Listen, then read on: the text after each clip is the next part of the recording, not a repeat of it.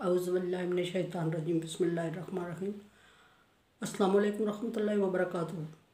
सूरह निसा में टॉपिक चल रहा था जायदाद की तकसीम के बारे में। 5 अहम बच्चों में औलाद में जायदाद तकसीम करने के बाद, बेवाओं के हकूक़ के बाद, कर्ज़ और वसीयत के बारे में बात करने तक पहुँचे थे। वसीयत के बारे में भी मैंने पीछे जिक्र किया कि सूरह निसा में अल्लाह ताला फरमाते हैं कि इंशाअल्लाह कुरानी हवाले से उसका जिक्र होगा, लेकिन बात मैंने डिस्कस कर ली थी कि किसी एक के बारे में हमें वसीयत टोटल नहीं कर देनी चाहिए। हमें नहीं पता कि अल्लाह के नज़दीक हमारे लिए कौन सा हमारी औलाद कौन सी हमारे लिए सूदमंद साबित होगी। अब यहाँ जो छोटे बच्चे, यतीम बच्चे छोड़ के जा रहा है बंदा, जो जिसकी डेथ हो रही है या जो दुनिया से जा रहा है, अल्लाह ताला उसको बख्शिश करे। उसको अपने रिश्तेदारों में इतना अरसा गुजारने के बाद कुछ अवेयरनेस हो जाती है कि हमारे रिश्तेदार किस कदर मेरे साथ मुखलिस हैं, या वो किस कदर मेरे बच्चों का ख्याल रखेंगे, या किस कदर मेरे बच्चों को हौसला अफजाई करेंगे या संभालेंगे, या मतलब जो भी है हालात का उसको आइडिया हो जाता है। तो अल्लाह तबारक व तआला फरमाते हैं कि उसके बारे में जो जा रहा है बंदा, वल यख्शल लज़ीना लौ तरकू मिन खल्फिहिम ज़ुर्रियतन ज़ियाफ़न ख़ाफ़ुल्लाह। वो बंदे जो अपनी औलाद को छोटी एज में पीछे छोड़ के जा रहे हैं, दुनिया से रुखसत हो रहे हैं, उन्हें चाहिए कि वो क्या करें, वो अपनी औलाद के बारे में अल्लाह से डरते हुए जाएं। यानी कि किसी एक को बहुत नवाज के और किसी एक को, छोटे बच्चों के बारे में, और ये भी कि बहुत नवाज के हम किसी एक को और किसी एक को बहुत महरूम करके नहीं छोड़ के जाएं। इस हालत में छोड़ के जाने वालों के लिए अल्लाह तबारक व तआला की वहीद और गुनाह है। दूसरी जगह ये सूरह आयत मेरे सामने आ रही है, फरमा रहे हैं अल्लाह ताला के ऐसे सूरत में उस बंदे को फल यकूल कौलन सदीदन, सीधी और सुथरी बात करके जानी चाहिए। और रिश्तेदारों में अगर जायदाद छोड़ के जा रहा है और किसी को कफ़ील बना के जा रहा है, किसी को गार्डियन बना के जा रहा है, किसी को वकील बना के जा रहा है अपनी औलाद का, तो उसके लिए ऐसी सीधी सीधी बात और सुथरी नसीहत करके जाए, अपनी औलाद को प्रोटेक्ट करते हुए, कि बाद में लोग उसकी बातों में पेचीदगी निकाल के, डाउट निकाल के, ऐसी छोटी छोटी बातों को सामने ला के, गिरह लगा के, जोड़ के, और अपने लिए फ़ायदा और बच्चों के लिए या दूसरे के लिए नुकसान का सबब उन बातों को ना बना सके। और 4 बंदों की मौजूदगी में ये तो किसी को पता नहीं होता कि किस वक्त किसकी मौत आनी है। मौत बरहक है, किसी वक्त चलते हुए भी आ सकती है। अल्लाह तबारक व तआला फरमाते हैं कि इस सूरत में आप रिटर्न अपने पास अगर जायदाद रखते हैं तो वो रिटर्न प्रूफ रख लिया करें, ताकि आपके जाने के बाद उसमें पेचीदगियाँ पैदा ना हों। लेकिन फिर भी अगर कोई बंदा ऐसा नहीं करता और उसको लंबी अल्लाह ताला ज़िंदगी दी और मौत का वक्त होता है, किसी लंबी बीमारी में पड़ गया है और उसको लगा है कि अब वो मरने लगा है, तो उसको चाहिए कि 4 बंदों की मौजूदगी में बैठ के अपनी औलाद के लिए प्रोटेक्शन करता हुआ जाए, और अपनी औलाद के लिए ऐसे प्रूफ के साथ वो बातें करे, ऐसे दलाइल के साथ, और ऐसे चंद मोतबर लोगों की मौजूदगी में बात करे कि जिस पे उसको 100% श्योरिटी हो कि उसके बाद वो उसकी बात को छुपाएंगे नहीं या तब्दील नहीं करेंगे। और वो छोटी औलाद अगर ज़ुर्रियतन ज़ुआफ़न, छोटी औलाद छोड़ के जा रहा है और उनका किसी को जिसको बना रहा है, तो उसके बारे में उसको अच्छी तरह छानबीन कर लेनी चाहिए कि जिसको मैं ज़िम्मेदार बना रहा हूँ, ताया चाचा मामू फूफा खालू जो भी है, उसको मैं ज़िम्मेदार बना रहा हूँ, तो क्या उसके अंदर इतनी एबिलिटी है, इतनी क्वालिटी है कि वो 10 मजबूत और ज़ालिम बंदों के सामने खड़ा होकर हक बात कह सकता है, या मेरे बच्चों को प्रोटेक्ट कर सकता है, या मेरी जायदाद को प्रोटेक्ट कर सकता है। ऐसे माकूल लोगों को बैठाए और उसको उनके सामने एक विल तैयार करवा दे, और वो कह दे कि मेरे बच्चों में से जायदाद इस तरह होगी, मैं इतनी जायदाद का मालिक हूँ, और रिटर्न प्रूफ के साथ में इतनी जायदाद का मालिक हूँ, और इतनी जायदाद मेरे बच्चों में मेरे बात ये तकसीम होगी, और इतने टाइम के लिए मैं इस बंदे को अपनी जायदाद का आर्जी मालिक बना के जा रहा हूँ।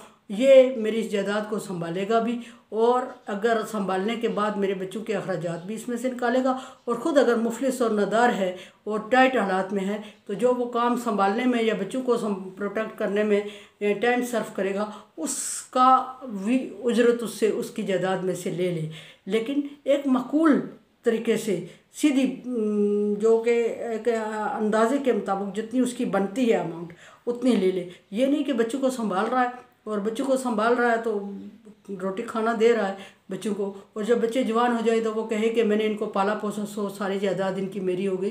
पूरी जायदाद हड़प करने का अल्लाह तबारक व तआला ने किसी जगह हुक्म नहीं दिया।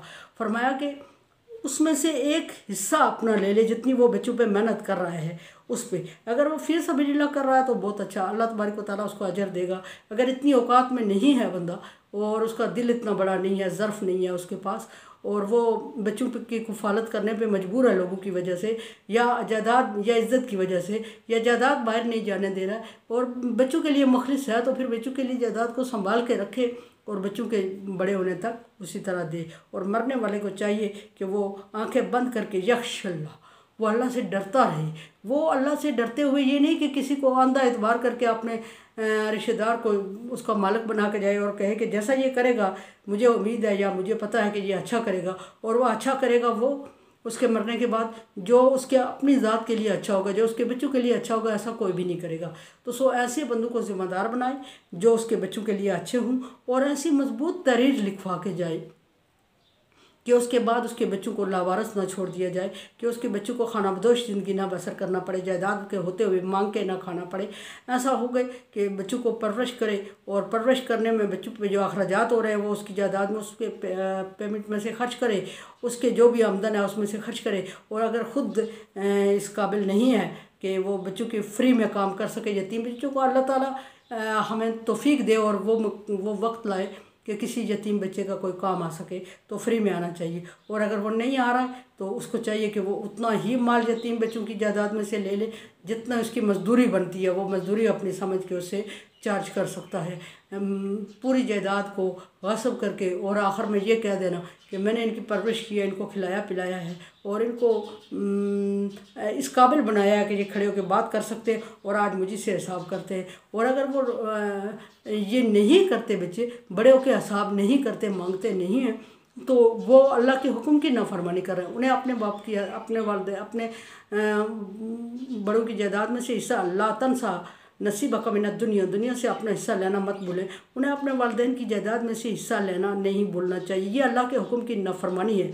और जिसके ज़िम्मे वो उनका बाप लगा के गया है, उनको भी चाहिए कि जब औलाद वक्तन फ़क्तन अल्लाह फरमाता है कि अपनी उनकी जो यतीमों को आज़माते रहा करो और आज़माते रहा करो। जब तुम देखो कि बच्चे बलोगत को पहुँच गए, यानी शादी की एज में पहुँच गए, तो शादी करवाएं, बच्चे की फ़र्ज़ हो जाती है।